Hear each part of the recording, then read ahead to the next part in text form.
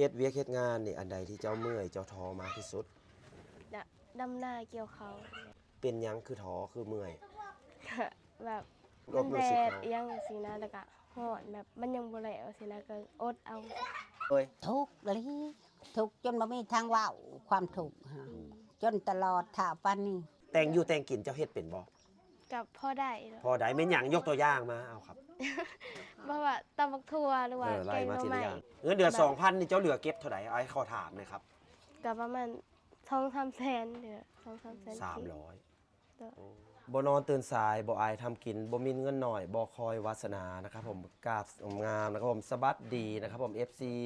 ทั่วโลกเด้อพี่น้องเด้อมื้อนี้เฮานะครับผมมาพบพอนะครับผมเปิดตัวเปิดใจนางเอกใหม่บ่าวเดชนครพนมนะครับผมมีชื่อว่าใดๆเฮาไปพบกันเลยนะครับผมอย่าลืมฝากกดติดตามกดไลค์กดแชร์เป็นกำลังใจให้ทีมงานบ่าวเดชนครพนมกับสาวลาวเด้อสิไปพบพอคนงามเอาเด้อพี่น้องเด้อมาเด้อมาเด้อ โดยสบายดี สบายดี น้องสาวมีชื่อว่าใด ซื้อพิมพ์ ๆชื่อพิมพ์คืองามแท้เนี่ยกินข้าวกับอย่างคืองามแท้ เอาเสื้อนั่งก่อนเสื้อนั่งก่อนวันนี้มาพบพอกับท่านผู้ชมนะครับผมเป็นนางเอกใหม่นะครับพี่น้องคนงามอยู่เผ่าใด อยู่ลาว อยู่ลาวลุ่ม โดย โอ้คนลาวอยู่บ้านใดเมืองใด อยู่บ้านกะโหลงเมืองพะลาไซแขวงสวร น้อง รค์ พิมพ์คนงาม โดย พิมพ์หรือว่าพิมพ์ พิมพ์โดย พิมพ์นามสกุลหยัง สีบุญเฮือง สีบุญเฮือง หรือว่าเรียกแบบไทยกับสีบุญเรือง โดย อยู่ลาวเพิ่นบ่มีรอเรือนะครับผมเป็นฮอนกฮูกบ่ โดย คือกันบ่ฮอนกฮูก โดย อืม ห้องเฮือนได้ ฮอเฮือนบ่ โดยห้องเฮือน งามเนาะพี่น้องเนาะสนเผ่าลาวลุ่มเนาะ โดยแม่ อืมอายุเท่าไหร่แล้ว อายุเท่าไหร่แล้วน้องล่ะ 18โดย 18 ปีเนาะ โดย ตอนนี้เฮ็ดอาชีพหยัง เฮ็ดไห้เฮ็ดหน้า เฮ็ดไร่เฮ็ดนา โด ได้ ย ข่าวว่าไปเฮ็ดเวียกอยู่ตะเวียงจันทน์บ่ โดยแม่ ไปเฮ็ดหยังน้องล่ะ เฮ็ดเวียกบ้าน เฮ็ดเวียกบ้านได้เงินเดือนเท่าไหร่ ร้านหา ป่าน้องฝนล้านห้าล้านหนึ่งกับ1,500แบ่งครึ่งกับ750750บวก1,500เป็น2,200เฮ็ดจักโมงฮอดจักโมง แต่6โมงเช้าฮอดประมาณ5โมงแรง6โมงแรง 6โมงเช้า6โมง12ชั่วโมง โดย เงินเดือน 2,200 โดย 2,250 บาทพี่น้องปิตาอีตนเพิ่นบ่าวเดชเห็นแล้วก็เลยสิถ่ายทอดเรื่องราวชีวิตนะครับผมว่าความจนของเพิ่นนะครับผมสู้งานสู้ทนแต่เงินน้อยนะครับผมเงินเดือนนี่น้อยแฮงบ่ฮอดมื้อละ100นะครับผมกินอยู่น้ำเพิ่นบ่ โดยกินอยู่น้ำเพิ่น โอ้เฮ็ดเวียกเฮ็ดงานบ้านบ่ โดย แล้วเคยเห็นงานอย่างนี้ เฮ็ดงานอย่างแน่ที่ชีวิตเจ้าเนี่ย หารอาหารแล้วก็งานบ้าน งานบ้านนำหาอาหารนำเสิร์ฟ โดย เฮ็ดครัวเป็นบ่ ก็พอได้อยู่แต่บ่เคยเฮ็ดครัว โอ้บ่เคยเฮ็ดงานครัวเนาะ โดย เอาย้อนมาถามในครอบครัวเจ้าเนี่ยอยู่นำกันจักคนอยู่บ้านเนี่ยอยู่บ้านกะลองบ่ โดยแม่น อยู่นำกันจักคน ครอบครัวมี4คนพ่อแม่ พ่อแม่ พ่อแม่ น้องนำบอก โดยน้องชายผู้หนึง น้องชายคนนึง โดย น้องชายผู้หนึงครอบครัวนี่รวยบ่หรือจน จน จนเนาะ โดย พ่อแม่ยังอยู่ โดยยังอยู่ ตามที่เห็นนี่แหละ น้องนี่เป็นเอ้ยกก โดยแม่น ถามแน่มาเปิดใจมื้อนี้โสดบ่ โส โสด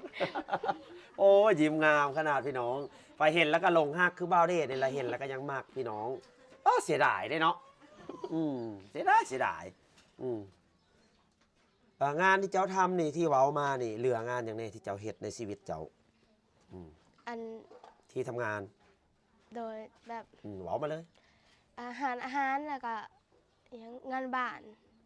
เฮ็ดจักเดือนตั้งแต่เจ้าไปมาเนี่ยไปเฮ็ดมาแล้วจักเทื่อจักเดือนแล้ว ประมาณ3เดือนหรือ4เดือน ไปเฮ็ดเพื่อหาเงินมาซื้อข้าวกิน ซื้ออาหารเนาะ โดย ให้นาตกามีบ่ มีโดย อยู่เฮือนเดี๋ยวย้อนมาถามอยู่เฮือนนี่เจ้าเฮ็ดเวียกหยังซอยพ่อแม่ ล้างถ้วยหรือว่า เอาอะไรมา เฮ็ดกินนึ่งข้าวซอยพ่อแม่สินะ เฮ็ดเป็นบ่ โดยก็ นึ่งข้าวอย่าบอกว่านอนเล่นเกมแล้วให้แม่นึ่งข้าวให้กินฮะ เป็นอยู เป็นอยู่เนาะ โดย โอ้ผู้สาวเราเนี่ยบ่ธรรมดานะครับพี่น้อง ได้ข่าวว่าเป็นพี่น้องสาวแพร โดย คนดังอะไรได้นะฮะ ต่อไปกับเจ้าสิดังนำแล้วนี่นะพี่น้องสาวแพรคนงามนี่เนาะ โดย โอ้เผ่านี้พันธุ์นี้งามเด้อบ่าวเดชการันตีเลยพี่น้อง ข่าวเนาะ ข่าวงามผู้นี้นะ โดย เออ ขอบใจ น้องแพรกับข่าวอีกแบบนึงอันนี้ข่าวงามนะครับพี่น้องเราลองไล่มาเบิ่งนู้นอยู่เฮือนอยู่ซ่านนี่เจ้าเฮ็ดเวียกเฮ็ดงานซอยพ่อแม่นี่เริ่มจากเฮ็ดงานบ้านงานเรือนนี่เนาะนึ่งข้าวนึ่งน้ำกวาดเฮือนกวาดซ่านแล้ว แต่งอยู่แต่งกินเจ้าเฮ็ดเป็นบ่ กับพ่อได้เนาะ พอได้แม่นหยังยกตัวอย่างมาเอาครับ เพราะว่าตำบักทั่วหรือว่า ไล่ แกงห มา น่อ ทีละ ไม้ อย่าง ก็พ่อได้อยู่โดย ทอดไข่ โดยได้ ทอดให้ไอ้บ่าวเดชกินได้บ่ ได้ ตอนแรงโอ้แกงหน่อไม้เป็นบ่ ก็ได้อยู่โดย ตำบักแตงตำบักทั่ว โดย ตำบักหุ่ง โดย เอิ้นบักหุ่งอยู่บ่ทางพี่ โดยเอิญ บ่ทางเหนือเอิ้นบักกล้วยเต้ด ทางเหนืออันนี้เอิ้นบักหุ่งนะครับผมภาษาบ้านเจ้านี่ก็ภาษาสวรรณเขตอันเดียวกัน โดยแม่ ภาษาเมืองแล้วก็ภาษามุกดาหารกันเดียวกันเนาะ โดย พี่น้อง FC อยู่จังหวัดใดเม้นหยองเพิ่นเด้อพี่น้องเด้อเป็นนางเอกใหม่นะครับผมเพิ่นมาเปิดอกเปิดใจถ้าเจอผู้บ่าวฟังไทยยากช่วยดูแลสนับสนุนมีห้องน้ำห้องในบ่ บ่อยู่เพื่อนบ่ อ้าว ห้องน้ คือน้องแพรเลย ไปขี้อยู่ใส่ ถามตรงๆเลย ำอยู่ป่า อยู่ป่า โดน พาไอไปขี่นี่เด้อ อยู่ อันนี้โมเมนต์เรื่องล้อเล่นได้พี่น้องมันโมมีอีหลีเนาะ โดยแม่น เป็นอย่างบ้านนี่คือจังบ่มีห้องน้ำมาเกิดกระถาง เป็นอย่าง ทุกอย่างนี่แหละบ่มีเงินเฮ็ด โอ้มีเงิน สภาพเมืองก็เป็นปูนหรือเป็นไม้ เงินเจ้าเงินปูน โดย ยังบ่แล้ว ยังบ่แล้ว ยังบ่แล้วเงินเบิ่งทางข้างเด้อพี่น้องเด้อสิเปิดให้เบิ่งเด้อเงินเพิ่นเนี่ยเงินอยู่ส้น โดยอยู่ โอ้เป็นลักษณะคล้ายๆนี่ โดย คล้ายๆตัวนี้เอาเปรียบเทียบ แต่ว่าบนแล้วซ้ำนี่บริโภค ยังบ่ได้โบ โอ้มีแต่อินบ็อก ยังบ่ได้ทราบพี่น้อง อันนี้ก็แม่เพิ่นนั่งให้กำลังใจสบายดีแม่ สบายดี ฝากเนื้อฝากตัวเด้อผู้บ่าวฝั่งไทยหรือว่า เด้อฝากลูกคอยในเด้ ต่อไปสิเว้าแต่ความจริง สนับสนุนลูกคอยแน่ สิเว้าแต่ความจริงเนาะนี่เนาะ โดย เอาให้แม่เพิ่นนั่งเสียนั่งทางข้างเพิ่นนะครับผมที่มานี่มาพร้อมครอบครัวนะครับผมพ่อแม่ก็อยู่เคียงข้างอยู่นะครับผมลูกมีพ่อมีแม่นี่นะเจ้าเฮ็ดให้เฮ็ดนาอยู่บ่ โดยเฮ็ด มีอยู่บ่ให้นา โดยมี จักไร่จักเฮกตาร์ อันนี้ก็บ่ฮู้เลยเฮา แม่ บ่ได้แท้ง จักให้จักเฮกตาร์ฮะจักไร่สองไร่เอาพ่อกินบ่น้องข้าว ก็บ่พอ เอาเฮ็ดได้บัดนี้บ่พอ ก็ยืมพี่น้องซื่อๆ ฮะ นะยืมพี่น้อง ยืม แล้วก็โดย เอาแชร์มาแทนบัดนี้ บาดาก็เฮ็ดหน้าปีหน้าโดย เอ ปีหน้า อ แล้วก็ เอาปีหน้ามาบ่พออีกเอา บ่พอเลย ยืมอีก ไปสิละโดย เอายามได้สิจุ๊บเขาบัดนี้นะ ก็บ่ฮู้ โอ้ยแต่อีตนเพื่อนเว้ามาแล้วไปแต่อยากให้พี่น้อง มันบ่แม่นเรื่องหัวเราะได้นี่นะ เรียนหนังสือน้องได้เรียนหนังสือ เรียนอยู่บ่ โดยเรียนอยู่แต่บ่จบโดย โอ้เรียนบ่จะเป็นหยังจะบ่เรียนอีหล่ะ บ่มีเงินพ่อแม่ โอ้ บ่มีเงิน บ่มีเงิน ส่ง เนาะ เรียนโดย อืมเว้ามาแล้วเป็นตนเพิ่นทุกข์แฮงครับพี่น้อง ความทุกข์ความยากบ่เข้าไผออกไผมันโหดได้ โดย ความทุกข์นี่มันโหดนะครับผมพี่น้อง เรียนจบมไหน บ่ฮอดบ่เรียนแต่ป มป .4 โดย ป้าเบิ่งสิเอามือเลี้ยงเอานี่พี่น้อง หนังสือเด้ได้อยู่บ่หนังสือ โดย จะอ่านออกเขียนได้อยู่บ่ โดย ภาษาไทยอ่านได้บ่ ก็หน่อยหนึง น้องสาวไอ้ข้อถามแน่ โดย มื้อหนึงนี่เจ้าใช้เงินมื้อละจักกีบจักบาท 10,000บางมื้อก็บ่ได้ใช้โดย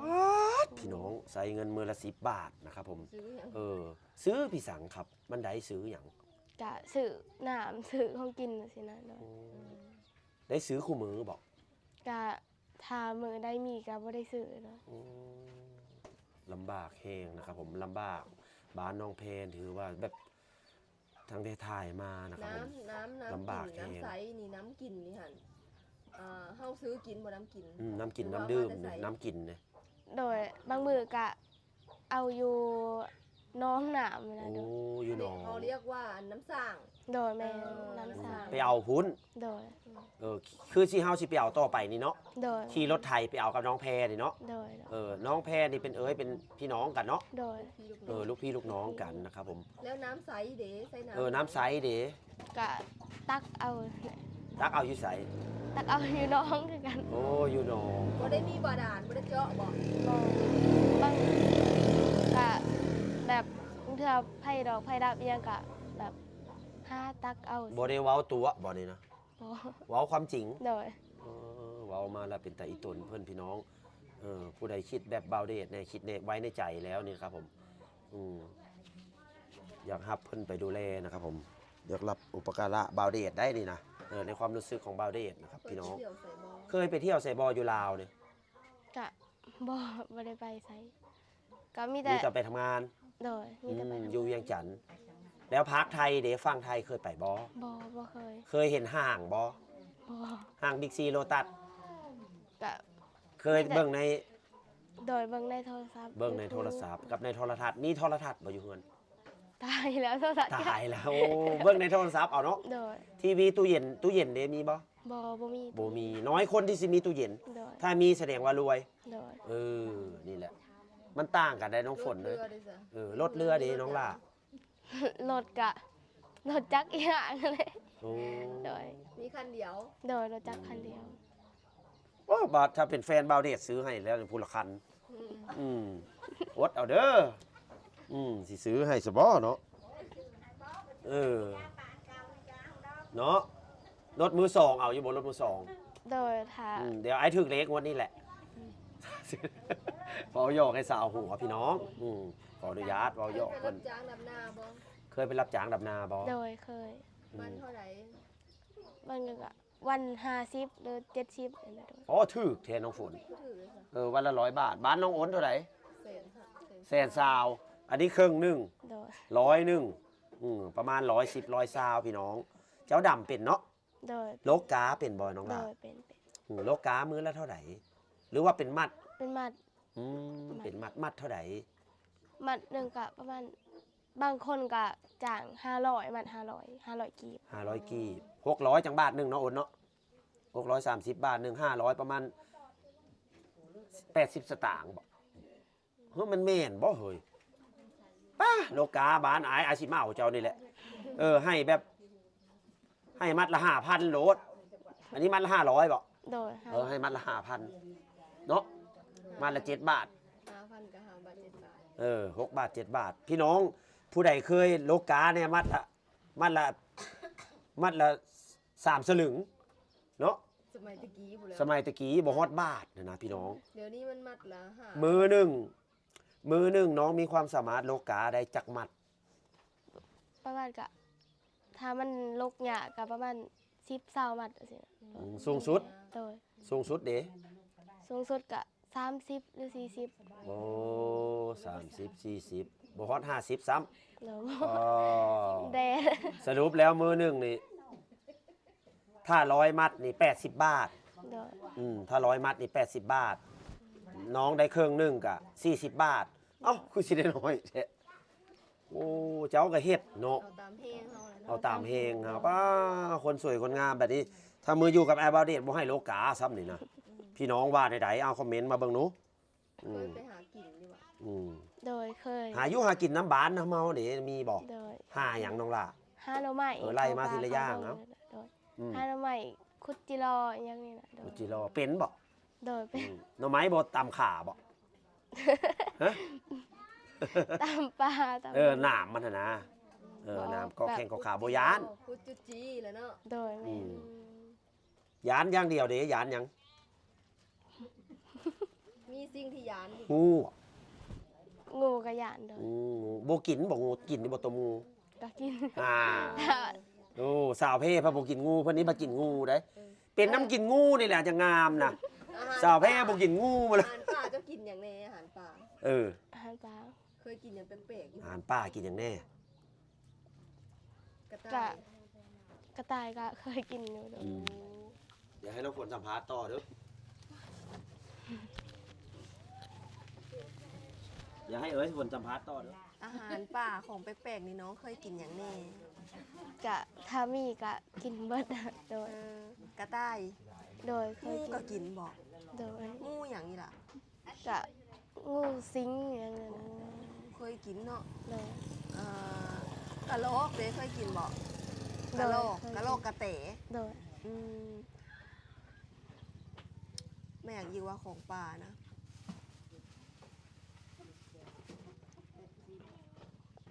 แล้วเวลาเฮาอันไปหาอยู่หากินนี่มันก็มีอยู่บ่บ้านเจ้า โดยกะมีหน่อไม้จิรอ มี ย แต่หน่อไม้ โดย จิโร่ ขุดจุกจี ป่าเปิดได้ซะหนองน้ำมีอยู่บ่ โดยไปหาแถว ไป น้อง หา น้ คือกัน ำโดย อืม เขาดังๆเลยล่ะ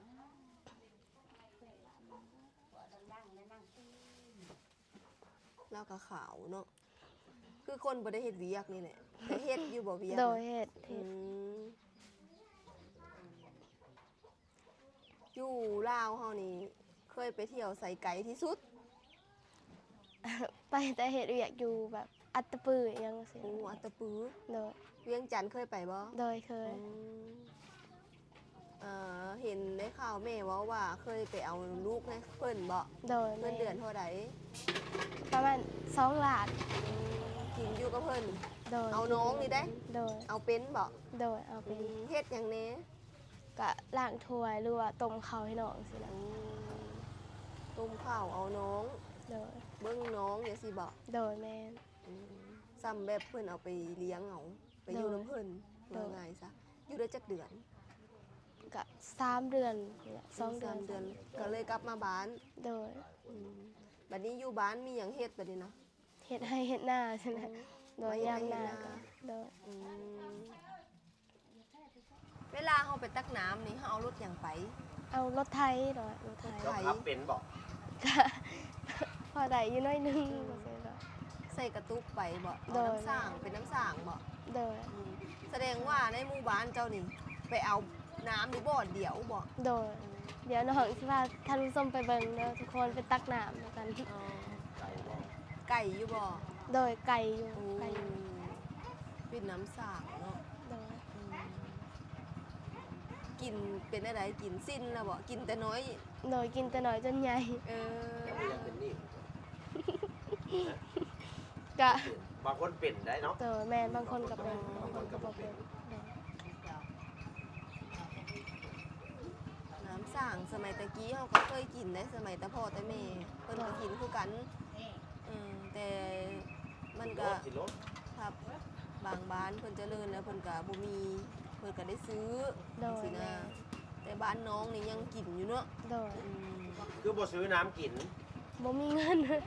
โดยบ่มีเงิน มัน ซื้อ แพงปานนั้นบ่ตุงละ10 บาทหนึง 10 บาทก็แบบประหยัดได้ก็ประหยัดอันเลยแบบช้อนกัน คือว่าแหละน้องฝนเพิ่นใช้เงินมื้อละ5,000กีบมื้อละ10,000มื้อละ7-8 บาทมื้อละ10 บาทบางเทื่อก็บ่ได้ใช้เพิ่นเว้าเนาะ โดยแม่ เว้าความจริงเนาะอันนี้น่ะ ไปโรงเรียนก็จบแค่ป โดย .4 หมู่พวกเขาเรียนจบเบิดบ่ โดยกับบางคนก็คัดรวยก็เรียนจบกับทุกคน บัดนี้ถามในหมู่น้องนี่ค่ะเขาได้ครอบครัวแล้วบ่หรือว่าบางคนก็ บางคนก็ยังบ่ได้ บางคนก็แต่งไปแล้ว โดยแม่ หมู่เพิ่นก็หลายอยู่ในบ้านนี่นะมาเล่นน้ำกันเนาะ มีน้องชายผู้หนึงเนาะอยู่เงินเนาะ โดยแม่ หาเงินเลี้ยงน้องนำนี่แหละเนาะ โดย บ่ต่ำบ่ สงกรานต์น้องไปเล่นที่ไส ก็แบบเล่นเพื่อนบ่มีรถไป มีหวังไป บัดนี้เฮามาสัมภาษณ์กันต่อนะครับผมประสบการณ์เรื่องราวชีวิตของน้องพิมพ์น้องพิมพ์หรือพิมพ์ พิมพ์โดย พิมพ์ภาษาลาวสวรรณเขตนะครับพี่น้องบาเดตในเผ่าหยอคนหยอนะครับพี่น้องเว้าสำเนียงก็คล้ายๆกันเจ้าฟังไอ้รู้เรื่องหมดบ่ โดย รู้เรื่องบางคนถามบาเดตเป็นคนลาวบ่กับคนลาวอีสานก็คล้ายๆกันเนาะไทยลาวเป็นพี่น้องกันฮักเพลงกันเนาะฮักเพลงคนไทยอยู่บ่ โดยฮักแพง ฮักเพลงแท้ๆเนาะ โดย เป็นกำลังใจให้น้องพิมพ์นะครับผมพี่น้องเฮาสิมาถามต่อนะครับผมเรื่องราวชีวิตลาวกินข้าวกินข้าวกินน้ำกับอย่างแต่ละมื้อแต่ละเว้น บางมื้อก็ต้มมีบางมื้อก็หาหน่อไม้มาแกงโดย ต้มมี่ขออธิบายเด้อมี่นี่คือมาหมาแม่นบ่ โดย เข้าใจถูกบ่มาหมารสใดที่จะมักที่สุดถ้ามีFC หรือว่า i สิซื้อมาฝาก ก็ รสใด ได้เบิดเลย ฮะ กินได้เบิด ได้ ลย เมิดนะครับผม รสหมูสับ โดย รสต้มยำกุ้ง กินง่าย กินง่า กิ ย นได้ แท้ ทุก เพิ่นนี่ อย่าง เนาะผิวพรรณได้พ่อเลยแม่เนี่ยคืองามแท้ผิวนี่เราเป็นคนผิวขาวนะครับผมพี่น้อง อาหารที่มากคือหยัง แม่นอาหารที่มักน้องมักอาหารอะไร อ่ะ มากที่สุดมักกินหยัง แกงหน่อไม้ยังไงนะ โอ้ย หร มักคือเบาเด ห ด น่ เลยแกงหน่อไม้แล้วก็มกหน่อไม้เบาเดดมากที่สุดแม่เอ้ยมกหน่อไม้ไปใส่กระย่าพิซซ่งพิซซ่าเบาเดดก็กินอยู่แต่มันบ่แล้ว โดย KFC เอฟเซอร์น้ำมาก็กินบ่แล้วอาหารไทยเด้น้องอยากอย่างในห้างนะที่เห็นในโทรศัพท์นี่เห็นในโทรทัศน์นี่เอาที่เจ้าเฮาคิดยากเด้อันนั้นอันนี้นี่แม่นหยังที่เจ้าเห็นเอ้า กะแบบยังก็ได้ว่าถ้าแบบเฮาบ่ฮู้จักกันเลยเนาะ บ่จักซื้อ โดยบ่จัก อืมเคยไปเที่ยวไทยอยู่บ่ บ่เคย ห้างเจ้าอยากไปอยู่บ่อยากไปอยู่บ่ โดยก็อยากไปอยู่ แต่เจ้ามีบัตรมีเบอร์อยู่บ่ บ่มีพัน อืมถ้าอายเฮ็ดบัตรเฮ็ดหยังให้นี่ไปบ่ไปเที่ยว โดยก็ไป ไปเนาะ โดย อยากไปแล้ววะ โดยอยากไป เดี๋ยวอายสิพาไปเที่ยวเด้อ โดย ให้เจ้าพร้อมมีบัตรมีเบอร์ก่อนนะครับผมบาวเดชก็สีพยายามนะครับผมช่วยเหลือนะครับผมตามกำลังนะครับเพราะว่าช่องบาวเดชก็เริ่มสิมีคนรู้จักหลายติดตามแล้วก็อาจสิได้เงินจาก YouTube สิมาแบ่งปันเนาะ โดย เฮ็ดบัตรเฮ็ดเบอร์นะครับผมให้น้องนุ่งเพิ่นหรือว่ามีผู้ใหญ่ใจดีก็สิบอกเด้อ โดย น้องพิมพ์ โดย ถ้าจะได้มีโอกาสไปเฮ็ดงานอยู่ไทยคิดอยากไปอยู่บ่ โดยก็อยากไปอยู่ เป็นหยังจังอยากไปทำงานอยู่ไทย เพราะว่าไปหาเงินเพราะว่าเงินมันก็ต่างกับบ้านเฮานะมันก็หลาย อยู่บ้านเจ้า 2,000 เนาะ โดย 2,200เพิ่นเว้านะล้านห้าอยู่ไทยอย่างน้อยๆก็มื้อละ300 โดย มื้อละ300ก็ไล่เพิ่งพี่น้องก็9,000หรือว่า15,000แล้วแต่นะครับผมพี่น้องอยู่ทางไทยเพิ่นก็ยังมีสวัสดิการช่วยเหลือนะครับผมอยู่ทางลาวเพิ่นบ่มีก็หาเช้ากินข้าวไปนะครับผมบางคนก็เป็นพ่อค้าแม่ขายก็ดีไป ถ้าคนบ่มีให้มีนาแห่งเต็กคือน้องทิพย์นะก็ต้องมาค้าขายนะครับผมคือเจ้านี่ก็บ่ได้เคยค้าขายเนาะซึ่งว่ามีคนมาเปิดร้านค้าให้หรือว่าเจ้าจะเปิดร้านค้าอยู่บ่ โดยก็อยากเปิด เจ้ามาค้าขายอยู่บ่น้องล่า โดย ไปเป็นลูกน้องเพื่อนนี่ลำบากบ่ โดยก็มึงให้อยู่แต่ก็ เพื่อนหายเพื่อนด่าอยู่บ่ โดยก็บางคนก็หาย ใจตนเพื่อนเบามาเพื่อสิให้แล้วนะ อดเอาแล้ว อดเอาน้องล่านะครับผมอดเอาเด้อเฮ็ดได้เฮาทุกข์เฮายาก ให้พ่อแม่บ่ โดยก็ให้คันนี้ก็ให้โดย ได้เก็บอยู่บ่เดือนหนึงได้เก็บอยู่บ่เอ้า ก็ ได้เท่าไหร่เอาเงินเดือน 2,000นี่เจ้าเหลือเก็บเท่าไหร่เอาให้ขอถามหน่อยครับ ก็ประมาณ2-3แสนเด้อ2-3แสน 300 โดย โอ้แสดงว่าขอให้กุ้มปากเจ้าของ โดย เหลือ200-300 คือว่าหนูอย่างเฮ็ด อยู่บ้านบ่มีหยังเฮ็ดเลยบ่งาน บอกกับนอกจากเฮ็ดให้หน้าสิ เฮ็ดให้เฮ็ดหน้าก็บ่กุ้มกินได้จักเป๋า บางปีก็ได้40หรือ50ซอง 40-50 กระสอบบ่พอกินคือยืมที่เฮาเว้า โดย ไปมื้ออยู่น้ำอายมีนาอยู่8ไร่เลยนี่จะเอามือเฮ็ดเลยได้เท่าใดเอาไปเลย ให้อายจัก20สอบพอนา8ไร่ได้หลายได้อันนี้นา2ไร่นึงเนาะเรายังได้40นาอายผัดหลายซื่อๆแต่อายว่าเหนามันได้น้อยเนาะน้องฝนเนาะอายนี่บ่แม่นเว้าดอกขี้ขานก็เจ้าอยู่ดอกคือ เว้าตรงๆเลยครับผมเพราะว่าอยู่ไทยเพิ่นว่าเหนา โดย บางคนนี่นั่งท่าอยู่เพิ่นเอาขึ้นเหลาให้เรียบร้อยไทยหน้าก็โทรสั่งเอาอีหลีอยู่ไทยนะ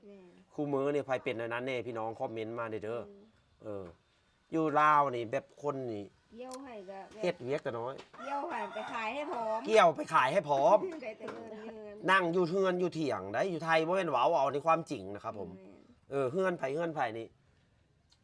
คนเจ้าของรถเกี่ยวนะเขาโทรมาบอกเลยให้นั้นให้นี้เขาเคยมาแล้วเขาก็ลงไปเขาก็เกี่ยวแล้วเขาไปขายให้พร้อม โดย อยู่ลาวนี่ถือว่าทน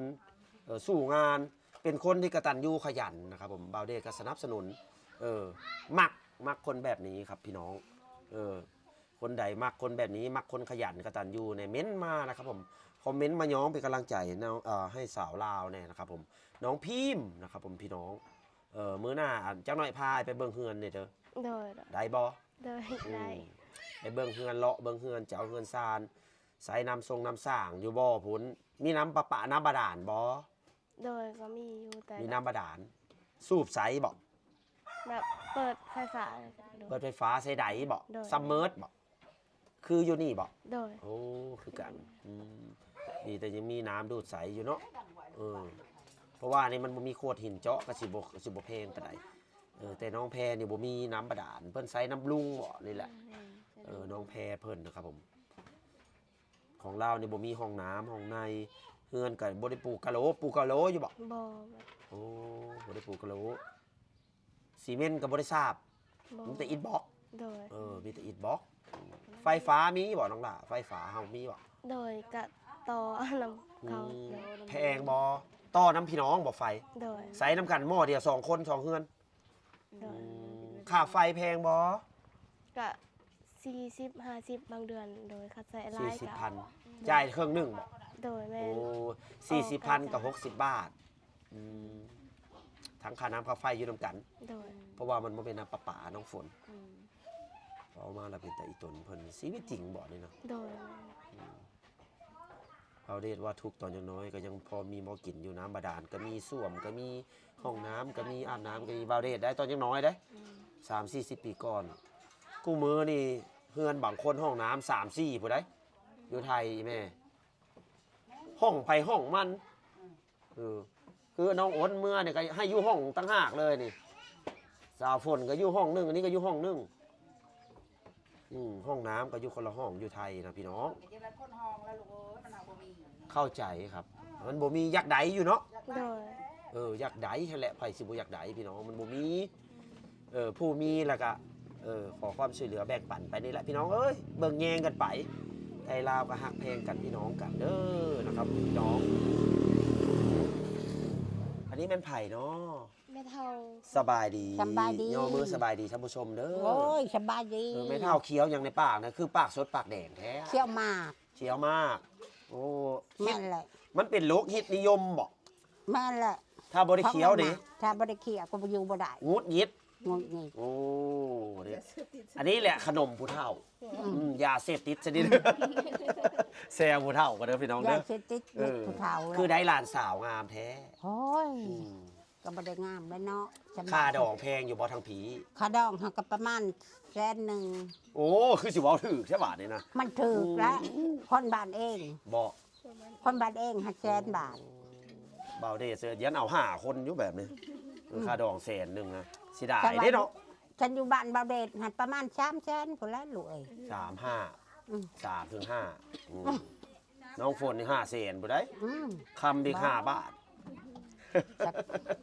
คำก็แห้งอยากได้แล้วบ่เคยได้ค แม่นครับผม100,000ถือว่าถูกน้อยแม่เนาะ ำอืม ถือว่าน้ำใจแล้วอยู่ มา บ้าน กะลมกันอันนี้เว้าถึงอันนี้นะบ่ได้เกี่ยวกับผู้นั้นผู้นี้ผู้หังผู้มีอาจสิให้หลายกว่าหั่นอันนี้ถามถึงบ้านลาวเนาะ อืม ถ้าคนฟังผลฟังไทยหรือว่าอเมริกาอาจสิตื่มให้หรือว่าถึกลงกันแล้วแต่บางทีถ้ามักกันให้ซื่อๆมีบ่ โอ้ย โอ้ย บ่มีแล้ว โอ้ยเราหัวพี่ มัน น้อ ก็ ง บ่มีสมวนแล้วเนาะ เออ เอาอีแม่ใหญ่แม่เฒ่าในลองเบาเรื่องราวชีวิตเรานู้นเราเป็นคนแบบใด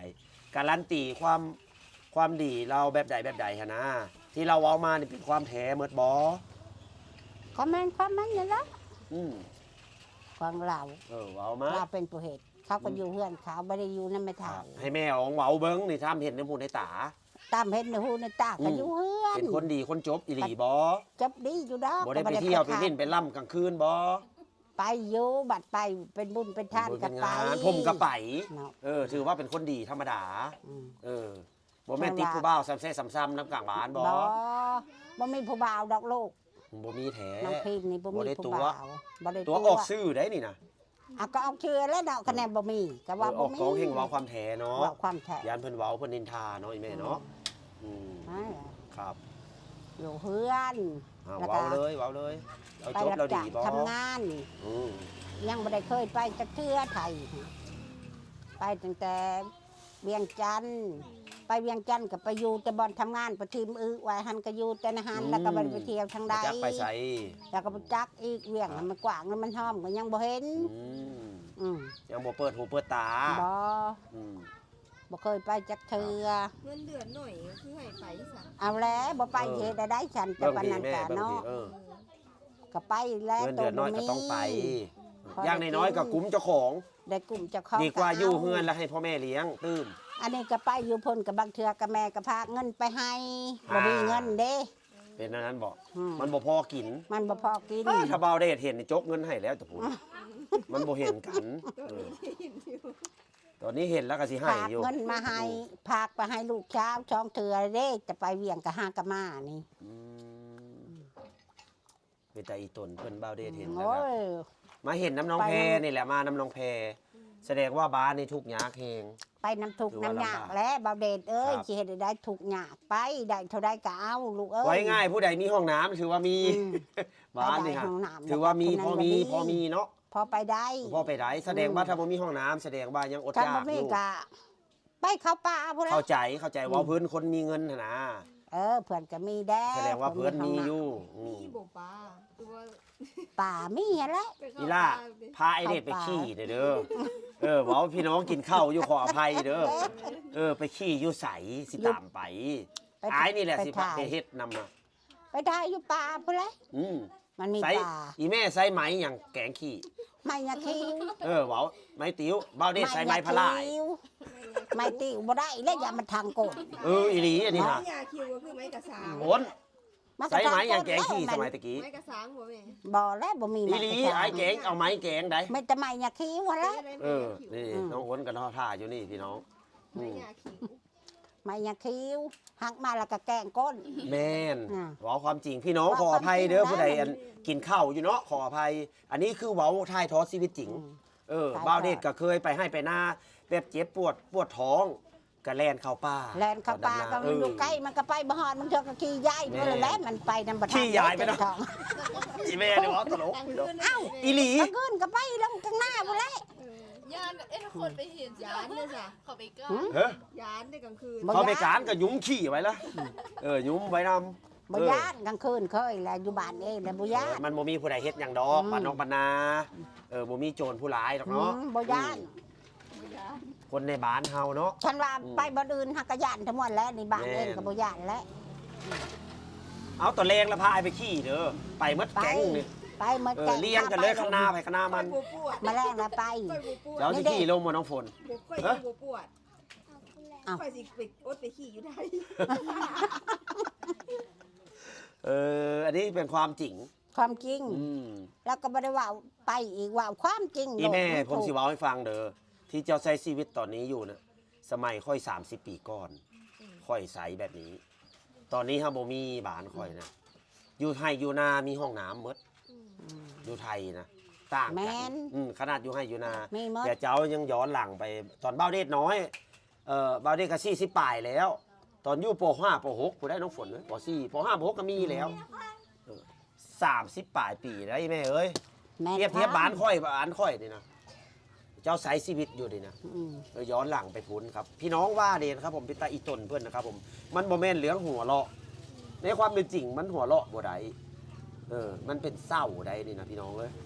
ในความเป็นจริงได้แม่เอ้ยโมเมนต์เรื่องล้อเล่นนะครับมันบ่มี แต่กี้แห้งกระเต็กแล้ว น้อยแม่ ตำข้าว เนาะ ตัก บอก น้ำ มาอีแม่ให้นะตำข้าวจังน้ำแล้วตะกี้ บ้านเจ้าเคยไปขอเข้าอยู่บ่ เค เค ย ย บ นั่ อน แหละคอยก็เคยคอเข่า โอ้ คอยบ่มี อีล่าเคยไป ใส่ บ่ ไปขอใส่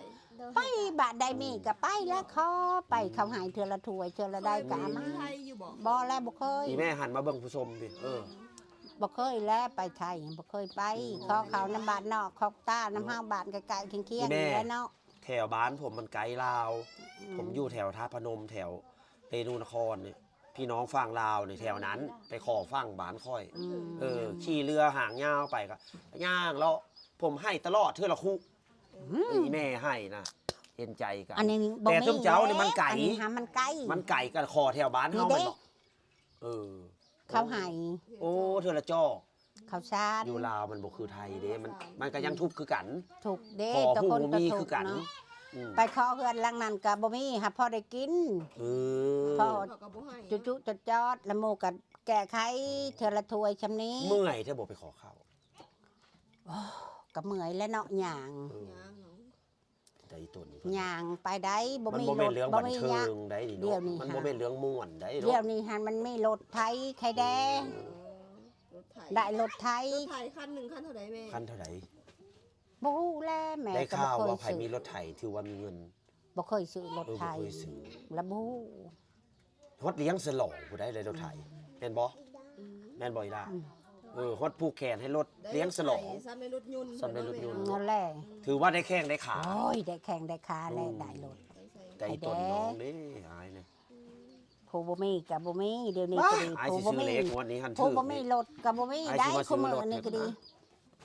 น้อย ตัวใดวะ ซื้อตัวใดเด้ น้องเลย คอมเมนต์มาเลยพี่น้องตัวเล็กตัวใดสิออก บ่าวเด็กก็ยังบ่รวยเด้ออันนี้สิเผยแพร่ให้ท่านผู้ชมเบิ่ง รวยแล้วน้ำมือชิรวยแล้ว เอาให้แม่ฝากถึง FC แน่เออ ให้ร่ำให้รวยกว่านี้อีกให้ บ ได้ อก ใช้ ฝากถึงท่านผู้ชมในแม่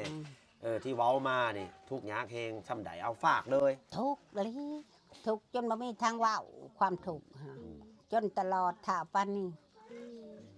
ความทุกข์ตะกี้หันจนบ่มีน้ำกินดินอยู่ก็ยังบ่มีแต่แลนลงห่วย ได้ลงหัว อืม ใจตนลาว มาแต่หาครบหากินกะหาพื้นหารวมมาไหวหอบไปตักน้ำกินอยู่ห้วยพุ่นความไก่อยู่ห้วยพุ่นแหละเดี๋ยวนี้ใครแด้มีน้ำใด อืมผู้บ่มีก็มี มีผู้บ่มีก็มี ได้เพื่อนบ้าน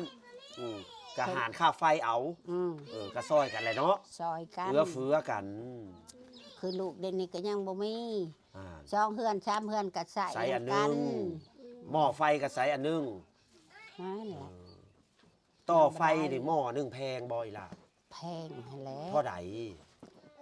เข้าไฟเทื่อแรกเทื่อทำอิฐนี่เท่าใด แต่กี้มันหาล้านคนละ เดี๋ยวนี้เสือมันแพงกว่านี้ เดี๋ยวนี้แพง เขาว่า2-3หมื่น อืม ได้ยินลุงแม็กไปเฮ็ดเงินแล้วขอไฟขอเสาขอหยังเขาว่า แพง 20-30 เดี๋ยวนี้หันเพื่อนอยากได้หันเพื่อนจะได้5 ล้าน ตัวไฟค่ะ ค่าข้าว ค่า ไฟ ค่าข้าวไผ่แล้วบ่มีเงินใช้แล้วก็อยู่ รู้แบบนั้นแหละ อยู่หารสมมุติว่าเฮือนนี่มีก็ต่อหม้อกัน ต่อ เสียบ เอา เสียบน้ำกัน อืมเสียบน้ำกันกับบอลเอ้ยน้องทั้งมวลแรกจังเสียบได้บอล ขอ เอ้ย ใส่ น้อง น้ำเนาะ กะ สันละอยู่ เขา บ่ ก็ ได้ บ่ให้แล้ว เออ บ่เป็นญาติน้องก็ คะแนนบ่แม่นพี่น้องเดียวกันแล้วบ่ได้ ซอยเขาแหละ อืม อืม ต่อชอนเขาแล้วก็เขาเสีย เข้าคนละ ำ ครึ่งเป็นหยัง เข้า2เฮือนครึ่งหนึงแบบ5ล้านกับคนละ2ล้าน5ก็บ่มีอีกเงิน ก็บ่ อ่าบ่มี ไปหาน่ะใช้สิได้ นอก เงิ จากคนใจบุญนึกกันแน่นอนแพ้ให้ฮะ เอาแหละ แสดง คะ ว่า แนน เขา ใจ ใจ บ่ บุ บุ ญ ญก็บ่ให้ แม่ คู่มือนี่ก็คือกันแหละมีแต่เงิน ลำบาก เนาะลำบากได้บ่มีเอาละก็ไปเมียนแลกไก่ฮะ อืมเอาขอบอกขอบใจอีแม่ที่มา สาธุ เผยแพร่ชีวิตจริงให้ท่านผู้ชมเบิ่งเดี๋ยวสิคุยกับน้องต่อเด้อ สาธุ ขอบอกขอบใจครับแม่ ขอ ค บ รับ ขอบใจน้ำเบาเดชหักผากแพงน้ำเบาเดชซื้อว่าน้องพิมพ์ให้เบิ่งให้แย่งและในได้บุคักบ่แน่ให้เบาเดชเบิ่งแย่ง ให้บอกให้สอนน้องพิม เด็ก พ์ บ้านนอก บ่ฮู้จัก บ้านนา เรียนอยู่บ้านนอกบ้านนาทุกข์ยา บอก กเอาซอสเนา บอกสอนเอาแล้วไปบูชางามบ่งามก็มอบให้เบาเดชเบิ่ง งามแต่ยากจน อันยังมันยากมันจนนี่แล้ว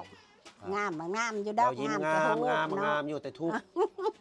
แต่ว่ามันทุกข์ยาก อีตนเบาเดชเห็น บ่มีเพียง ไหนแต่ท่ายแบบนี้ให้ท่านผู้ชมเบิ่งเบาเดชก็บ่เป็นมหาเศรษฐีโอ้ถ้าเป็น ข ม อบ หาม เศรษ ก ฐี ขอบ นี่ ใจ สิ นำหลา เอย อ มีความเท่านั้นแหละเบาเดชเอ้ยขอบมกขอบใจนำเด้อ น้องพิมพ์คนงาม โดย เฮ็ดเวียกเฮ็ดงานนี่อันใดที่เจ้าเมื่อยเจ้าท้อมากที่สุด ดำหน้าเกี่ยวเขาโดย ดำนาเกี่ยวข้าว เด้อ เกี่ยวข้าวก็เป็นเนาะ โดย เกี่ยวข้าวสิง่ายกว่าดำนา โดยแม่ เป็นหยังคือท้อคือเมื่อย ก็แบบ บอกมาเลยในความ มัน รู้ แด สึก ด เรา อิหยังสินะแล้วก็ฮ้อนแบบมันยังบ่แล้วสินะก็อดเอา อืมถามแน่นาเจ้าที่2-3ไร่นี่เฮ็ดจักมือเฮ็ดเองบ่ โดย เฮ็ดจักมือแล้วครับ ก็ประมาณเป็น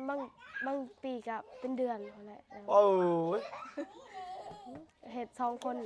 เฮ็ดนาเป็นเดือนจากแล้วอีแม่ เฮ็ดกับไผเฮ็ดกับ อุ้ย ไผ เฮ็ดกับแม่ สองคน โดย พ่อได้ซะ พ่อก็ไปเฮ็ดงาน หาเงิน อีแม่หูบอกคอยเฮ็ดนาจากมือเดียวไอ้เบาได้เฮ็ดได้โทรเอาเลยได้บ่ได้เว้าเอาโทรไทยให้แน่ว่านให้แน่ปั้นให้แน่ปั้นนา จ้าง จางมือเข้าใจอันนี้นะเปรียบเทียบไอเฮ็ดนานมือเดียว เจ้าเฮ็ดกับแม่สองคนแน่ ดีบ่ได้เฮ็ดอยู่ไทยนะโซ่สร้างเหงาก็แค่ไปเบิ้งไปตรวจงานซื่อๆอีแม่ใจตนนั่นเนี่ยใส่เครื่องจักรนะอีแม่ใส่เครื่องจักรบ้านอายนะนี่แหละอยากไปอยู่บ่ไทย โดยอยาก ห้าสบายกว่านี้เนาะ โดย ถ้าได้แฟนทางต่างประเทศหรือว่าอย่างเนาะเฮาก็บ่ได้เรียกร้องดอกอันนี้นะบ่ได้เรียกร้องถ้าคนใดหักแพงก็มาเบิ่งเอาเนาะอยากให้มาใช้ชีวิตลองเบิ่งนี่นะผู้สาวลาวนี่ทุกข์แท้บ่ความจริงบ่อยากให้คนมาอยู่มาเบิ่งเฮือนเฮานี่อยากมาบ่อยากให้มาอยู่บ่ โดย คืออายนี่เนาะคนอื่นอยากให้มามาเบิ่งว่าแท้บ่ โดย ที่เว้ามานี่เป็นความจริง 100%บ่ โดย น้องฝนถามเนี่ย